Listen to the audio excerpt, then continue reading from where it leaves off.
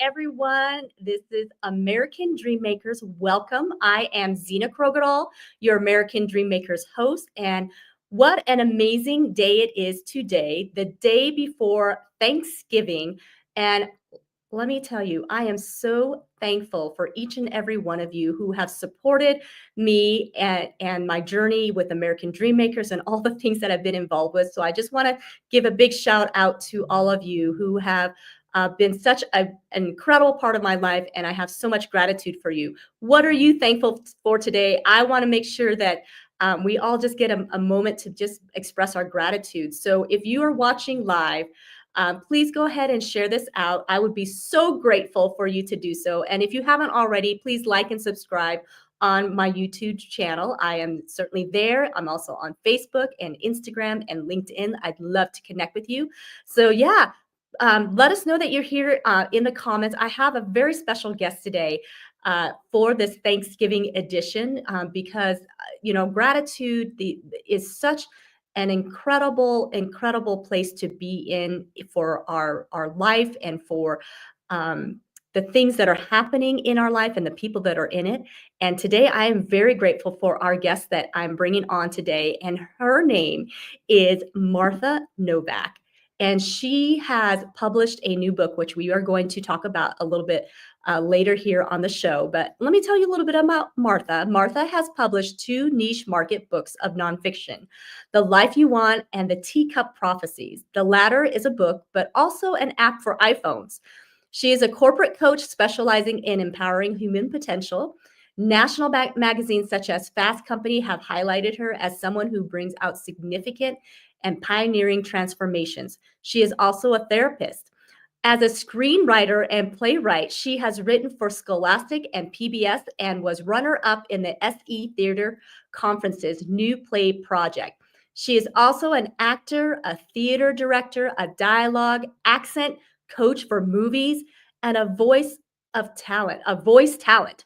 Her experience includes hosting a radio show called Real Talk with Martha Novak on Blog Talk Radio, and her radio shows are posted all over YouTube. So you absolutely can find Miss Martha Novak. If you have not connected with her, absolutely do so. So without further ado, let's bring on Martha. Hello, Martha. Hi, Zena. How are you? I'm good. How are you doing today? I'm fine. Thank you so much, darling. Thank you for having me on your show. Oh, thank you so much for being here, especially the day before Thanksgiving. I know it's busy getting ready to be thankful with family and friends and all of that. And Martha, the other day when we spoke on the phone, I was really excited because I learned that you live in the mountains of North Carolina, and I'm about to move to North Carolina. And I know you're about to be my neighbor, about 3.5 hours away, which is nothing up here, by the way. We go everywhere, We used to complain in Atlanta if something took 20 minutes, but here it takes 2 hours and we just go anyway. It's an adventure. It's an adventure for sure. And my husband and I actually had the privilege of being in that area earlier this year, actually in wintertime, if you can believe it. We were brave enough to come in the wintertime. It's so majestic, the mountains that you live in. Oh, it's beautiful. And the wintertime is one of my favorite seasons. With the leaves off the trees, you can see so much further. It's just absolutely beautiful up here. We have a lot of fun in the winter, and you're very brave to come up here in the winter. And I think those of us that live here year round really do put forth the fact that we live in a terribly cold place. It's just awful. Oh, you wouldn't want to bring your 7 children up here in the winter, and that way we can keep the population down a little bit. The truth is, it's very moderate up here, and it's just comfortable all year round. A little cold here and there, but that's about it. Yeah, the well-kept secret, and you want to keep it secret. I understand. There you go. Yeah. I understand. Well, Martha, I'm excited to have you here today. And as I was reading your bio, wow, you are a woman with many hats and many talents. That's just amazing. So I'd like for you to kind of take us back to, where your inspiration has started. I mean, you've authored several books.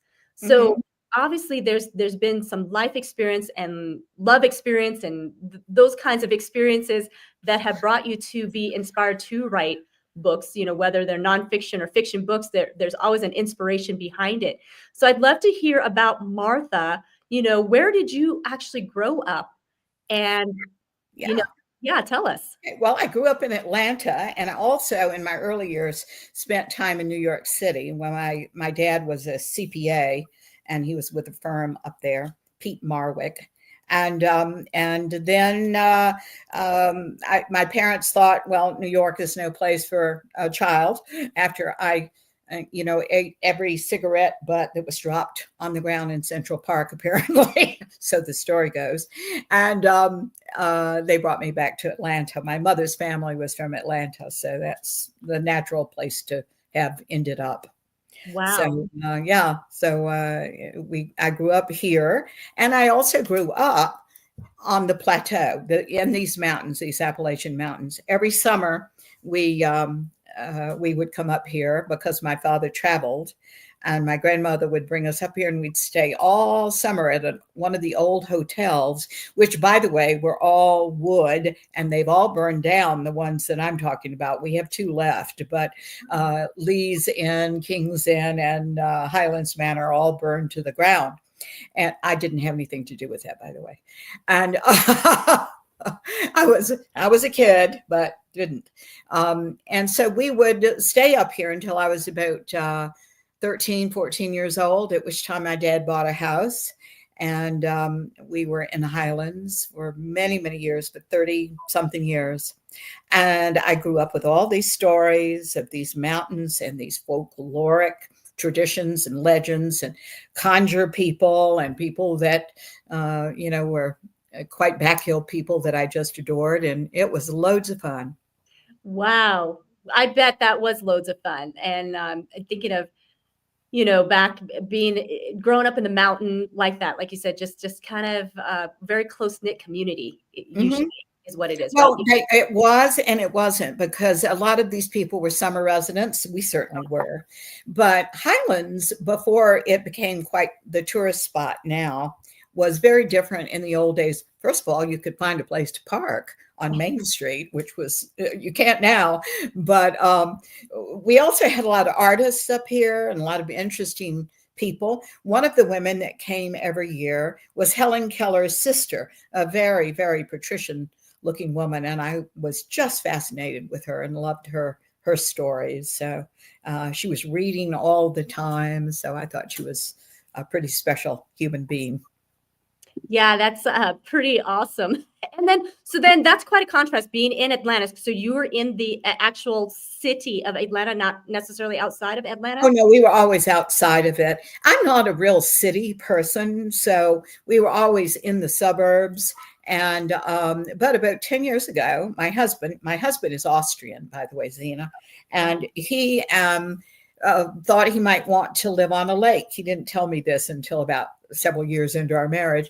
And so we started looking, and I always had this particular place in mind, and brought him up here last after he'd seen everything else, and he fell in love with it. This area very much reminds you of certain parts of Austria. So he just adored it. So that's really how we got up here permanently. And that was about 9 or 10 years ago. And then we just stayed and found less and less use to go back to the city. And so we sold the house and moved up here. Wow. Very cool. That's so exciting. And I'm like you. I've not ever been like a metro city kind of gal. I grew up in a mountain town as well, Flagstaff, Arizona. Oh, did you? That's interesting. Yes. And so the mountains always call me. I mean, I love the beaches too, but there's something about the mountains that's so peaceful and calming and inspirational. It's wonderful. It absolutely is wonderful, unless we have a hurricane like Helene. We used to think, honestly, Zena, that we were very immune to hurricanes and tornadoes and things. But with the weather changing, we have found we had 2 hurricanes in the spring. I mean, not hurricanes, tornadoes in the spring, small ones, but they did about 6 miles worth of damage up here. So it's really shocking, this weather that we're having now. We used to have really violent thunderstorms when I was a kid, but I don't remember anything like what we're having these days, So interesting. Hi, Cynthia. Thanks for being here. Hi, Cynthia.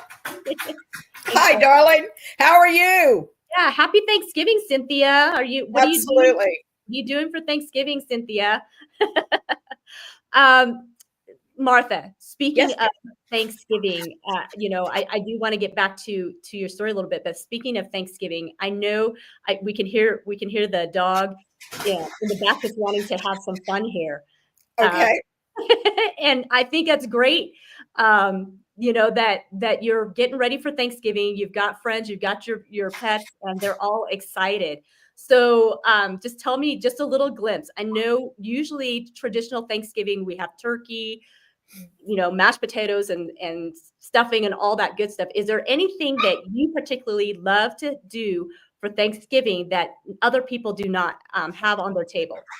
Well, this coming Christmas is really special for us because Michael's daughter and son, who are Austrian, everybody's Austrian, are coming from Vienna, Austria to see us. So they like a traditional Thanksgiving spread, with a big turkey, and my son-in-law is a gourmet cook. So, but he said, I'm going to leave the turkey to you. So I'm a good turkey cooker. Ooh. I can do that. But we will do a big blowout then. So I decided not to do a big blowout for Thanksgiving. We're going to have brisket, and we're picking up some brisket, because brisket's hard to cook, I think, and it takes a long time. So we're picking it from a local smokehouse. So I'm doing it pretty easy this time. But I have a funny story about an American bear. When I first married Michael, his mama pronounced, and she's very Teutonic, right? She's dear, but very Teutonic. She's 102, by the way. Anyway, wow. She said, Martha is going to fix Christmas dinner for all of us. And so I said, okay. There are a lot of things in Austria you cannot get, like candied yams and various things. So I packed our suitcases with things I didn't think I would be able to get. We had to go to a turkey farm to get a turkey. They don't have turkeys in the grocery stores. Well, I fixed what they didn't tell me, because she wanted an American fare. I fixed the candied yam with a lot of bourbon and pecans in it, and covered it in marshmallows. Mother had never seen a marshmallow in her life. And nobody told me that in Austria, you do not mix something sweet with meat. You don't do that. That is a no-no. So she ragged me for 2 years about that. She said that I had committed the worst flaw. She had forgotten that she'd asked for an American bear. Well, the funny story is, a year later, I contributed to Christmas dinner again, and I fixed a salad, and I wanted it to be real special. So we put hearts of palm, cut up hearts of palm in it. And at one point, she speared one of the hearts of palm and held it out on her fork and said, "What's this?"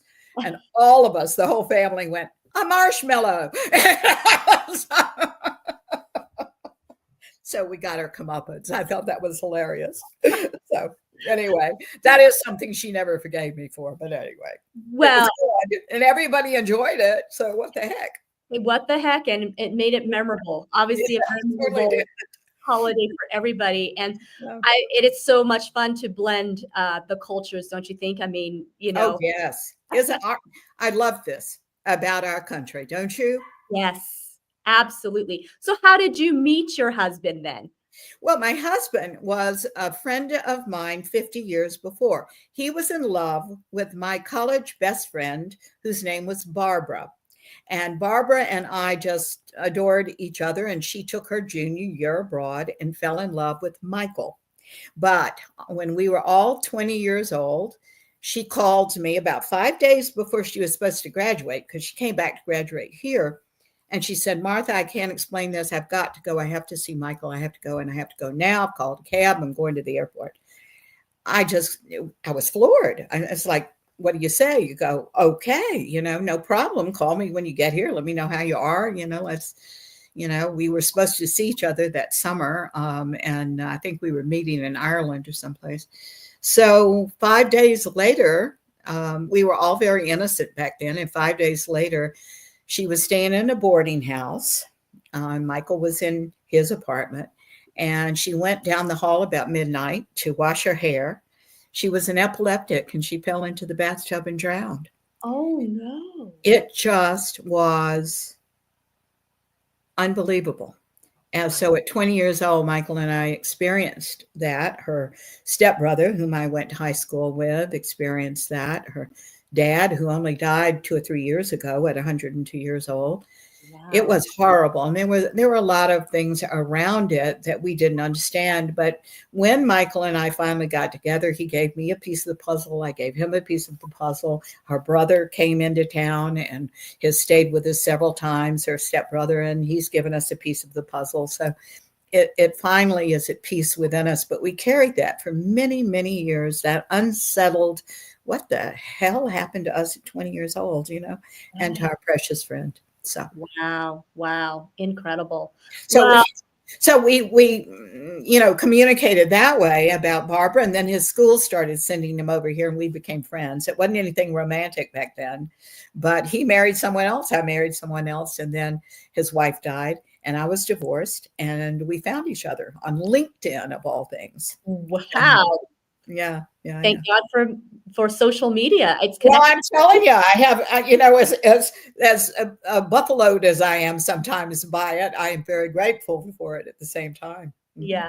Cynthia says, what fun. Michael's family coming for Thanksgiving from Vienna, Austria. Yes, enjoy. Yeah, they're coming for Christmas. It's not Thanksgiving, but we're so excited about having them. And I'll finally get a big tree. He'll do it for his daughter. He won't do it for me because they've gotten so expensive. But we'll put up a big tree this year. There's something about daughters. I used to say that to my husband all the time. Like, why is it that when our daughter asks you for things, you say yes right away? But when I ask you for things, it's either a no right away or you have to think about it. Well, Zena, yes, I agree with you about that. But it isn't his daughter. It's his dog. We have a new little puppy that is named Pipsy Rosalie, and Pipsy Rosalie can do absolutely no wrong. Oh, I see. I am always wrong, but Pipsy, no. That's awesome. So I want to go back just a little bit here. So you also are a therapist. Yes. And so did you go to school in Atlanta then, or did you end up going to school somewhere else? Well, I didn't go to school for what I do. Isn't that interesting?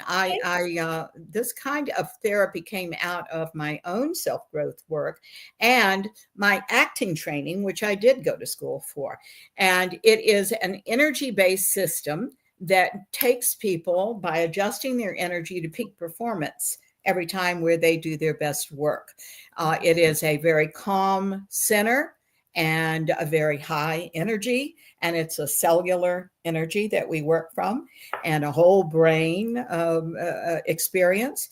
And so I found a way to do that just from my being an actor and asking questions about why things worked and didn't work, and watching people on different levels. I was exposed to a really interesting set of truths about performance when I was growing up. How interesting. You were a very astute observer and a student of life, it sounds like.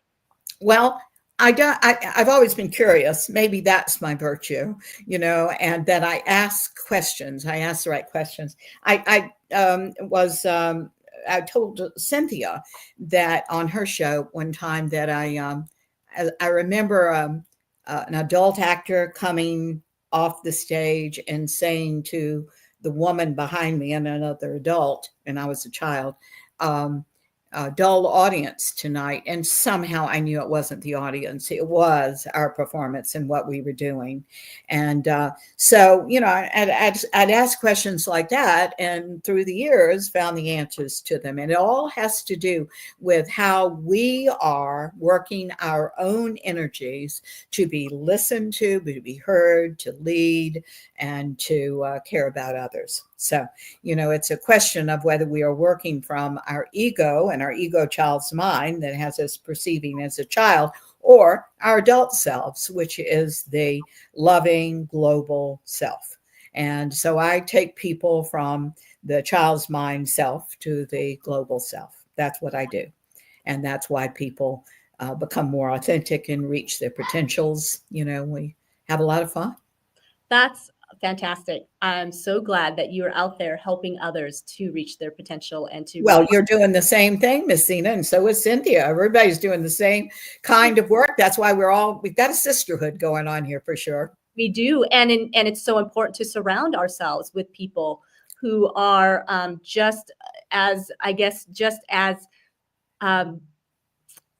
authentic in wanting to help other people, Yes. wanting to help other people reach a place where I guess it comes back to, for me, I know I have that desire because I've had people in my life that have reached out and helped me become the better version of me. And so I want to pay it forward and help others do the same thing. Absolutely. We're not alone in this world. And that's something I think enormous, that we can be enormously grateful for. We are all, when we are children, so self-absorbed, as we should be. But at one point in our adulthood, we're supposed to drop that and realize we are part of a greater whole. And everyone is helping everyone else. If they're in that right mind, Absolutely. So now, so you are a therapist, you are an actress, playwright. I mean, my goodness, you are very gifted and creative. And so you've authored several books, and your newest one is called Blood Mountain. Yes, it is. It's a mystery thriller too. So I have switched genres on this book, and having a marvelous time doing it. And it's gotten a great reception. So I'm really grateful. Yeah. And I want to put on here bloodmountainbook.com. And actually, I'm going to bring up the website for a little bit. So while I'm bringing this screen up, tell us just a little bit about why you switched the genres and what was the inspiration behind this. Well, I think I don't know whether I have switched permanently, but I would like to continue to write in the genre. I'm having so much fun. Hang on a minute. I can reach this book and show you what it looks like. If you'd like, it's this, because there's several blood mountains out there apparently, but that's the one with that kind of iconic house on it. I took that picture of that house and then I sent it to Ken Walls and his wife Jill, and she's the one that did this gorgeous cover. Isn't that beautiful? She does an amazing job. She did an amazing job. It's just really striking. So I think that I probably would not have. I've always wondered, what should I write? What should I write? I'd love to write fiction. How fun to write fiction. I would love to do that because I love puzzles. And I love the mystery thriller genre particularly. And I like it because the world is wacky. You know it is. And I just like to create a good puzzle and always have the miscreants caught at the end in one fantastic way or another. And it's my way of, I guess, controlling a little part of the craziness, So there are two things you can count on. The miscreants will get their just desserts and no animals will be harmed. That's what you can count on in my books, and hopefully a good story. I think it was inspiring me, Zena, to move up here to answer your question. It was moving up here that that created all this. And I thought, I have worlds to write about in these mountains. I couldn't think of anything to write about in Atlanta, but by gosh, up here, I'll never be finished. It's amazing. I believe, being in the in a place of inspiration, how much creativity can happen. Oh, yeah. Cynthia says, Zena Krogadal's interview with the marvelous Martha Novak. Have you read Blood Mountain? Oh, she's advertising it. It'll bring you to a whole new level of gratitude and peace. Oh, thank you, Cynthia. That's so sweet of you. That was a surprising result of this book. I've heard it from several people because one woman, there are two protagonists in this book, and one of them has quite the rough life. It is a life of terrific sacrifice and a mother's love. And I don't want to give away too much, but I think everybody has come away now from the book going, oh, thank God that's not me. So. Well, and so they can go on Amazon. People can go on Amazon to purchase it. Can they also purchase it off of bloodmountainbook.com? Yes, I think so. I really don't know that, having not purchased off bloodmountainbook.com, but certainly Amazon has it. And I appreciate very much you all going to Amazon. It's a hardback, and I just showed you the hardback, but the paperback looks very similar to that. And there's a Kindle edition, and Ken, my publisher, has not taken off the 99-cent Kindle edition. So that is the buy of the century. So by all means, go on and get that on your Kindle if you have a Kindle. I understand we had a little problem in the beginning because people were trying to do this on their phones or their tablets, and you've got to go to your desktop or laptop, I think, to order it through Amazon. And that'll get you right there. And I hope you all will enjoy it. The book also makes, if you don't mind my blatantly advertising this, it's a great Christmas present. I think everybody who enjoys reading or a great book will enjoy this. And I'll be doing an Audible version of this, but probably it'll be out in the spring because I've got yet to record it. Wow, that's great. No, I'm definitely ordering some copies for family members who love the mystery thrillers. Well, and it certainly will. It's very atmospheric, so it'll certainly tell them the part of the country you're moving to, girlfriend. Yeah. Okay. So they'll really want to read it then, right? They will. They'll say, oh my God. I mean, there was a bear on my porch the other day and a deer standing there looking in the window at my poodle the other day. I mean, it's so much fun to be up here with all these animals, Yeah, I bet that is so fun to be up there and just being part of the wilderness, the nature and all of that. And so very cool. And how long have you been there full time in the mountain there? I want to say we bought the first house. We're in a different house now. We moved to a little larger house. Being Michael was born in Vienna, Austria, downtown Vienna. You talk about an urban boy. That was Michael. I was, I preferred the rural life. And this is an odd way of living up here. I think we bought that first house in maybe 16, if I'm not mistaken, 2016. And it was just a matter of, we bought a smaller house because I wanted Michael to see that the summers and the winters are completely different.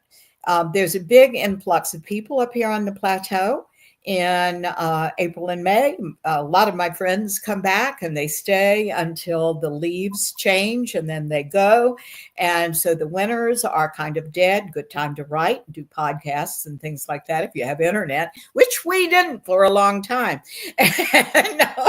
but it's better now. So we do have all that, but it is a different way of living. It's not like you see everyone all year long. Of course, now we have our friends that are here all year long, but it's rather a different life. It's a little jarring in the spring when everybody comes back. You go, whoa, because you're used to being quiet and everything being very subdued.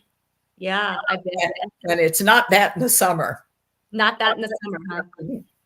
Yeah, Yeah, Vienna, Austria, absolutely a great place, to visit. I'm sure a great place to grow up. Uh, I for him. think Michael loved it. It was such a big thing for him to join me over here, but I'm so glad he did. And he's enjoying the heck out of it too. He loves America and he loves this country. That's It's just, and this place, it's just so magnificent. It's just beautiful all the time and interesting and unusual. Yeah. Well, definitely everyone go to bloodmountainbook.com. Check out Martha's website. Check it out and then order her book. It sounds amazing. As Cynthia said, I don't think Cynthia put it down. I remember seeing Cynthia's like, I can't put this book down. So Thank you. A lot of people have said that, which I'm just thrilled about. I went in my darling pet store yesterday, and I walked in, and one of the girls in there, who's a very close friend of mine, was reading the book and had me sign it, of course, and all that. And she said, "I'm just so resentful for the first time in my life of all the people that want to buy things for their pets. I want to finish the book." So actually, that made me feel very good. So yeah, that is, and it's rather a page turner. it's an Amazon bestseller. Yes, it is. And Yeah. it was number 20 on Amazon's list of hot new releases. Now, that is big because I came from zero. Nobody knows who I am. So that was a big deal. Well, they know who you are. You've authored a couple of other books as well. Well, I have, but that's a completely different genre. And so they didn't know me in this field, but I hope they will because I'd love to write more books like this. Got it. So, so your previous books, then, what genre were those in? Well, they were what they call niche market. Niche market means that there's not a very wide audience for those. I mean, after all, it's on deeper levels of consciousness. Those books are supposed to challenge your old way of thinking. Sometimes people don't like to be challenged. So there was a small group of people that I think were interested in, the esoteric journey that you're obviously on, Zena, and Cynthia's on, and I'm on, and all of us are trying to, be the best that we can possibly be and transcend the ego child's mind. So that's why they were niche market. I published them myself because I knew I wasn't going to find a publisher. A publisher these days is interested in selling a lot of books. And so, a murder mystery or a mystery thriller like I've just written is a much more likely candidate for that than something that is on consciousness. No, it's an interesting point you bring up, and I'd like to tackle this just a little bit.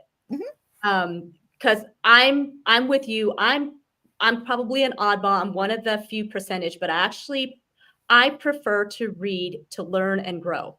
I actually don't prefer to read for entertainment. That doesn't mean that I haven't read for entertainment. My preference is, but what you're saying is that the majority of people actually want to read for entertainment, not necessarily for the personal growth. Yes. So And the interesting thing is, excuse me for interrupting, darling.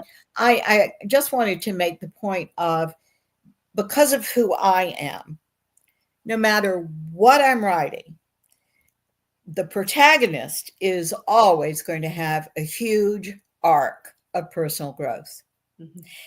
It's just who I am. I can't write something without that theme of them growing to a deeper understanding of who they are and what they are here to do. So, to me, that is the thing that unites all my work. That's beautiful. And I'm so glad that you stated that, because it's not pure entertainment. If your readers are going to read Blood Mountain book, they are going to have personal growth. You Well, just look at Cynthia's reaction. She said it Mhm. made her more grateful, Yes. so Yeah. that's lovely. I had no idea. I thought I was writing a great story that had some personal growth in it, but that people are relating it to their own lives and their own loves. I'm crazy about that. That's wonderful. That's awesome. So yeah, so my question is, Mhm. as the therapist, now put your therapist hat back on.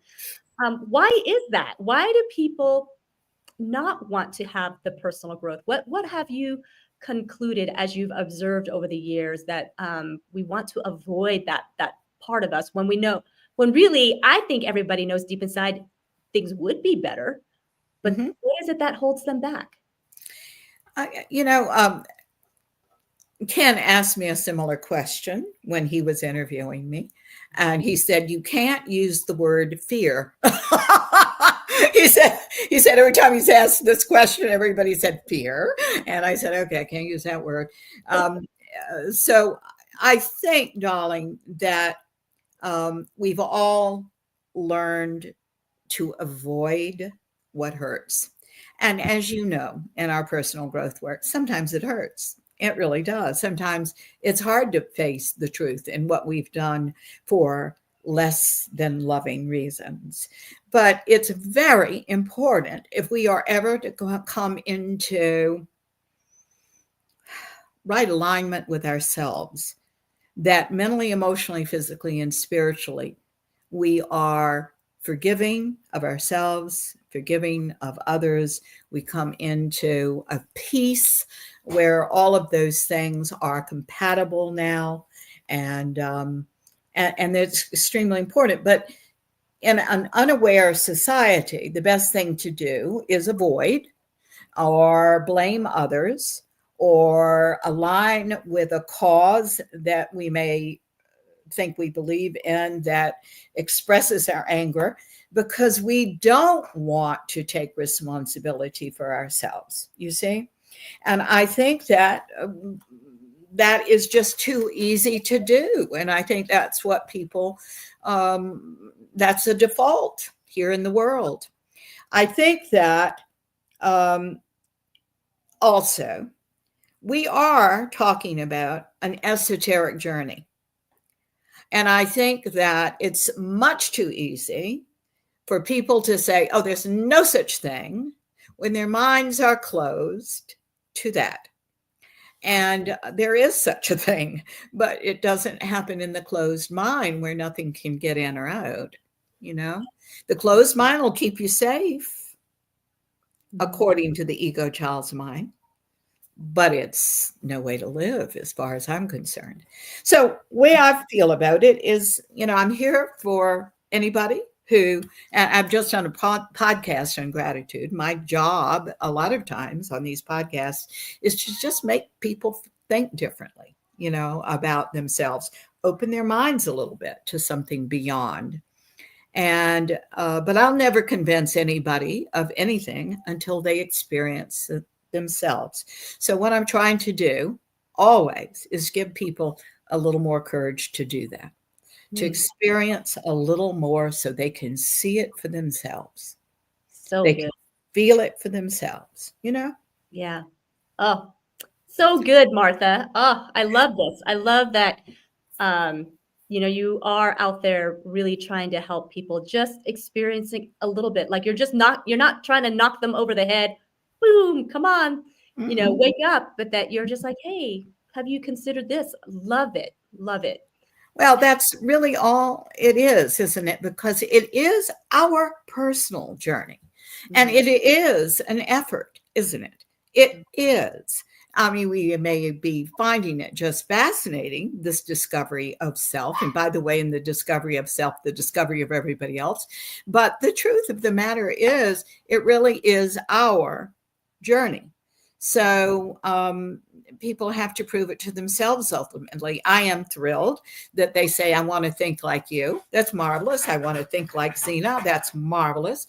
The fact of the matter is, well, you have to go on a journey to think like yourself. We can just inspire. Yes. And you had mentioned something earlier that sometimes this journey, there's pain along the way. And, Isn't there? Yeah. yeah, and that ourselves are trying to protect ourselves. Yes. Technically, Yes. I think we have not learned necessarily that we're safe. We're safe in this moment. My favorite quote, and I used it this morning in my own podcast. My favorite quote is, everything is going to be okay if it's not okay. Everything's going to be okay in the end. If it's not okay, it's not the end. So you're going to it. So, let's just keep going, Yeah, love that quote. But the interesting thing is we stop along the way and then we say none of this works. Right. We give up before we see, yes, because it takes time. I mean, it does. Yeah. It's not an overnight thing. You said, what do you think is the problem? Well, honey, there's so many problems. I mean, this is an instantaneous world. We want things immediately, and personal growth and deeper levels of consciousness isn't that. It's just not. Right. Right. No, and along the way, we also will lose a lot of what we've been familiar with too. Which is also a natural process. Sometimes we may A lose natural process. Yes, exactly. And so you're right. It can be like, I don't want to change what I have. I don't want to lose the friends that I have. I don't want to change what I'm doing. And so I think you're right. And that moment, it's an interesting thing, Martha, I have found, and let me know if this is what your observation has been. I found that we all experience pain, whether we try to avoid it or not. We all have something in our lives that come unexpectedly, and we can either use the pain to retreat, or we can use that pain to move forward. But from that point on, there's certain things that you can't stay stagnant. There's certain things, pain in life that happen that you have to either go this way or this way, but there's not really much staying the same. And so we have the choice in that moment what we're going to do. Yes. I think that life is full of those moments of decision about what we're going to do with things. The interesting thing to me is, if you do not move, and one of my favorite quotes about God is an infinite and ever-changing set of truths, always in motion. So if we are not moving with that, if we're not cooperative with that, it causes a great deal of anxiety, because our own bodies say this, you can't stay here. You can't stay here. And it makes us sick, ultimately, sometimes, when we do not listen to ourselves and we do not move on that.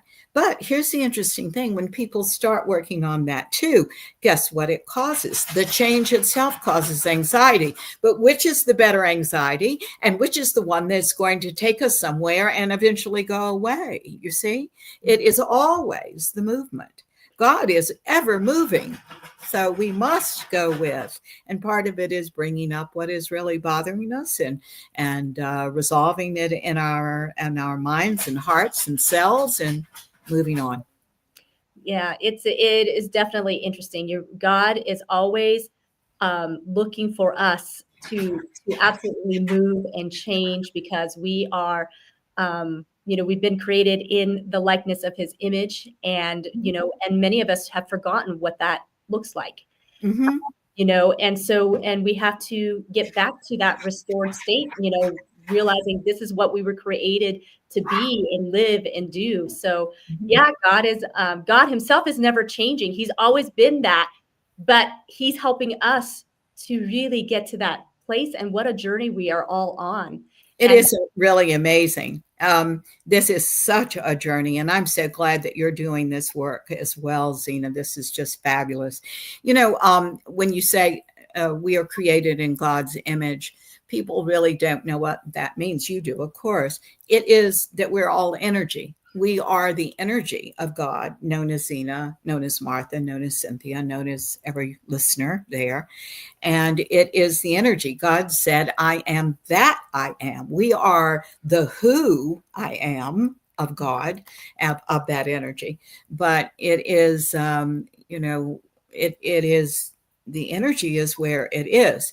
So what does that mean to us when we are involved in the outer and material things all the time, instead of sensitive and aware of what our energy is doing in the moment, and whether it's even whether we are looking at ourselves through another's eyes instead of really being who we are right in this moment. I mean, there's such power in that, and we find ourselves constantly challenged in this world to be and to think of outer things as powerful, but the real resource is you and all your listeners. And that's just the way it is, and it will never change. And that's God. It's amazing, isn't it? Just amazing. Mhm. And I love that, like I said, that you are out there and you are, I could tell, a very high energy person. Uh, Unless you see me in the afternoons. And if I don't have a cup of coffee about 4 or 5 o'clock, it's not a pretty sight. but I love that you are just constantly looking to go. There's people who like they think this is the American Dream Maker show. So part of the American dream for a lot of people is to, okay, I'm going to work really hard until I get to retirement, and then I'm just going to chill and relax, and that's it. Just enjoy life and not worry about anything else. But I love the fact that you are going beyond that, in that you're like, I am going to continue to pour out and impact lives and enjoy this place in my life, that I can write books and still coach and do all of these things. And when you enjoy what you do, I don't think you're looking towards retirement, Mhm. because you're enjoying it too much. Is Yeah, that? exactly. And I think that we are, I love the name of your show, Zena. It's so exciting. But I think that the American dream for me is the fact that we are in a huge country where I can play with my career. I mean, for heaven's sakes. And in writing, there's no age discrimination at all. Ken didn't care how old I was. He just wants me to write good books, and put puzzles together. And it's we're so lucky to be here. There are countries that are considerably smaller than we are, and countries that are very oppressed, and you don't have that opportunity to uh, to discover yourself and to change and to explore. And here you do. And particularly in the arts, you do. And I was very lucky to grow up the way I did, because you do. You learn to reinvent yourself every audition. That's a great perspective to put out there when you're in the arts, that you can pretty much change whatever it is you want to be, for the moment, or whatever it is. It really is true. And you know what I love about art? Now, I always would tell this to, I used to have an acting school and teach acting classes. And I would say, here, you are never going to be wrong. I can't say you're going to ever be wrong if you're expressing yourself. I will suggest better and better ways to do it, perhaps, but wrong, I will never say that. And you can't say anything is wrong. You may not prefer it. You may not like it very much. It may not appeal to you. It may be offensive to you, but wrong, Yeah. Yeah. it's not wrong. And I grew up, so definitely living the American dream. My parents immigrated from Vietnam, so I was just a baby when we. Wow. How Yeah, old were you when you say you were just a baby? I was a year old when I A set foot year in old. American. Wow. Wow. That's a different perspective, isn't it? Yes, very Yeah. much so. Yeah. And they ended up, for the majority of 20 years of their life, they ended up in a hippie town, Flagstaff, which I find very interesting, that that's where I grew up. And it and here I grew up, kind of that I guess, where my parents were very traditional Vietnamese, but they tried to integrate some American things, but they were mostly Vietnamese. And here I was, an American kid, and I was an American kid. Like, friends, were Yep. Americans, wanted to do things that they wanted to do. My parents didn't really care about prom. Like, they wanted me home at midnight. I'm like, are you kidding me? Yeah. Why? Nobody comes home at midnight on prom. And of course they're like, Vietnamese girls do. Exactly. There is such a cultural difference. So my husband can't understand Halloween, and I love Halloween. It spooks him out. Seriously, pun intended. It spooks him out. He doesn't get it. Yeah. So anyway, So yeah, yeah, it's fun, and that is part of the American life, is that we can blend our cultures in the differences. And you're right. This is the country where people still today want to be Americans, want to come to America. There is no other country that you really can go from zero, starting over at zero and making something out of yourself if you put the work into it. that's right.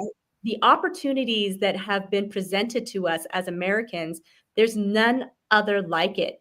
And the world knows it. That's why people are trying to cross the borders, all the time, because they want the land of milk and honey, basically. I know we're not the land of milk and, but you know what I'm saying. Yes. We're And not perfect, but we do have opportunities here that are amazing. yes, And you asked, Ken asked too, what stops us? And I say us. We stop ourselves. But really, I mean, that's I'm trying to remember this. You made me think of a old radio show that I heard one time as I was channel surfing, and a man was trying to help a man who had been laid off. And I think this was in about 2008, when that big recession, he had been laid off. And he called in for help to this consumer advocate, and it was on the radio. And the consumer advocate kept suggesting he try this, he tried that, he tried this. And he kept going back into the past and said, well, it used to be like this. It used to be. Well, where is your mind? You could just hear he wanted it the way it was, and it's never going to be the way it is. This moment is never the way it has never happened again. My husband and I often laugh and say, this moment's never going to come again. Us sitting here in these clothes, in this place, in this underwear, it will never happen again. And it's true. Each moment is different. It's different. It's not going to repeat itself. And if we are repeating things, we're living by rote, and that's not really living. Right. That's perspective. Wow. Thank you for sharing that. Yeah. Woo. You are full of dynamite gems and nuggets here, Martha. That's amazing. Well, I'm full of something. Now, that's what my husband does say. He does say that. Now, you're still coaching, right? You're still actively coaching. Oh, yes. Mm-hmm. So if somebody's interested when they watch this and they want to coach with Martha, how would they go about getting a hold of you, Martha? Well, you can certainly get hold of me through my website, which is marthanovak.com. Okay. And you can certainly contact me through email even, which is martha@marthanovak.com. It'll be on the site. I'm going to put that up here, the marthanovak.com, because I'd like for our viewers to be able to have that for future reference here. And we'll get that scrolling a bit there, marthanovak.com, bloodmountainbook.com, bloodmountainbook.com, marthanovak.com. You guys, seriously, get in contact with Martha, because she is a dynamite wealth of knowledge and wisdom and experience. And you can tell she is a sweet spirit. She's sweetie, thank you. That means more than anything. Thank you. I feel the same way about you. Thank you. I can't wait until you're a neighbor. up I here. me either. I can't wait to go, yeah, hang out on the mountain with you and be inspired by the mountains that inspired you. Oh, I can't wait to show you around. We'll have a marvelous time. Really, we will. We'll have to plan several days, though. I think you and your husband are going to have to come to stay in the guest room because there's so much to see up here, not just enjoying the lake, but oh, these little towns are just fascinating around here. Yeah, I think we're gonna have to take you up on that for sure, Martha. So, Good. yeah, I really enjoy this time. This time always goes by so quickly for me because the conversations that are had on these podcasts, I'm like, it just not enough time. But I know we got to get to Thanksgiving. So before we close up, I do want just give you the opportunity to share with us what are you most grateful for in your life as you kind of look through 2024? What was the thing in 2024 or even beyond 2024 that you would say has really seared in your heart with gratitude? I'm going to answer that, but let me say one time I was talking to a dear friend of mine who has now passed away, who was quite the wordsmith. And I asked him what his favorite words were and what his unfavorite words were, and he could not answer the question because he loved all words. I'm that way about that question. And what is there not to be grateful for? I mean, seriously, when you say what you're grateful for, you have to go, well, is there another side to that? What am I not grateful for that it lies in juxtaposition to? The fact is, I'm grateful for everything. Certainly, I'm grateful for my family. I'm grateful for my new little puppy who's crazy as a loon, little Pipsy Rosalie. She's a Cavapoo, 10 weeks old, so cute. My family, my husband, my health, my friends, and the relationships that are deepening every single hour that pass. The beautiful, beautiful, gorgeous mountains that have been here. We have a mountain here that's one of the oldest in the world. It's called Whiteside, and they think it might be up to 490 million years old. Wow. It is just, I mean, what's there not to be grateful for? I mean, let's just be grateful for it all. Even if you don't I just did a podcast this morning. It's on Facebook Live on gratitude. And even if you're not grateful, why don't you change the momentum of that and just act like you are until you are, because what you're not doing is seeing all the things to be grateful for. So you've got to open that mind to actually see, I was working with a client the other day who is always a bit down in the mouth. And I said, okay, tell me about what your life would look like if you made it. What is it? What does a person have if she's made it? And she described something. And I said, that is your life, isn't it? And she went, oh my God, that's my life. I said, now it's on to the next thing. Come on, let's stop, just rehashing the same story over and over again. Let's go to something else.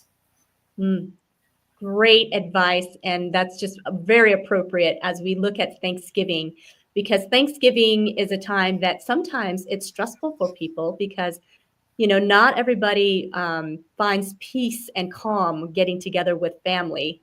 Mm-hmm. Well, that's true. But it isn't about, in my book, it's not about whether the person sitting in front of you is lovable. Mm-hmm. It's about whether you're love. Right. And I think that's what we are.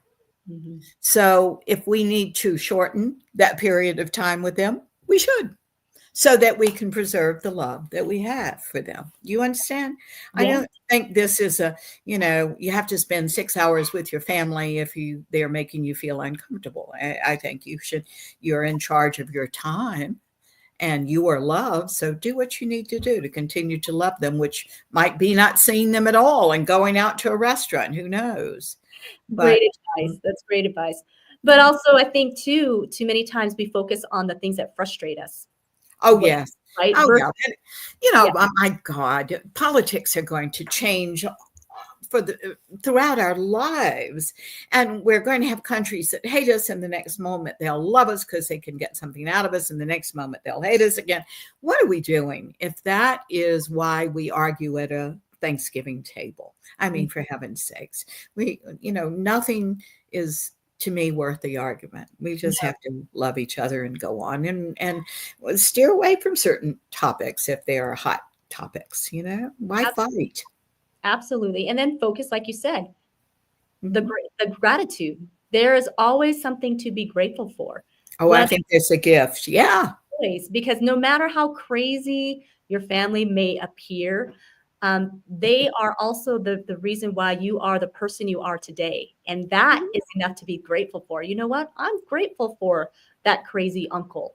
I'm grateful for, because I had one of those too. I think everybody has, somebody, but we learn from each other constantly. If there's always a lesson to learn, if you look for that lesson. Yes. And it's everyone. So they're either there, when they come across your life, when you cross paths in our life here, there's a reason. We have a lesson to learn from each other, and we can choose to reject it, or we can embrace those lessons and allow it to make us the person that we are in this moment. And so, I love that you say that what isn't there to be grateful for, because it's true. No matter who it is, some people are easier to love and some people are more difficult, but it doesn't matter, because we are grateful. We should still be grateful that they are a part of our lives, because they are who make us who we are today.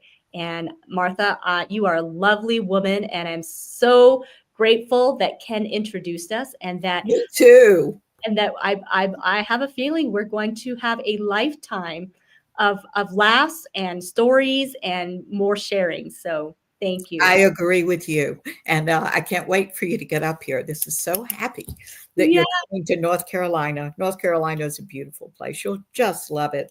And what a culture shock from Arizona. But you're going to enjoy it thoroughly, I promise. We'll make sure you do. Thank you so much. And happy Thanksgiving to you. And to you and to all the listeners today. Thank you. And to Cynthia, too, and all of you. Thank you so much. And thank you for your support of Blood Mountain. It means the world to me. And I hope you enjoyed the book and can't guess the bad guy. Yes, I'm going to enjoy the book. And absolutely, you guys, go out there. I know you're going to do some Black Friday shopping, but get on Amazon and put this on your list for Christmas gifts, because this is a real easy Christmas gift. It's a no-brainer. If anybody likes to read, this is a great book. Yeah, absolutely. Now that you know the author, you definitely want to get this book, because wow, the inspiration behind the words is incredible.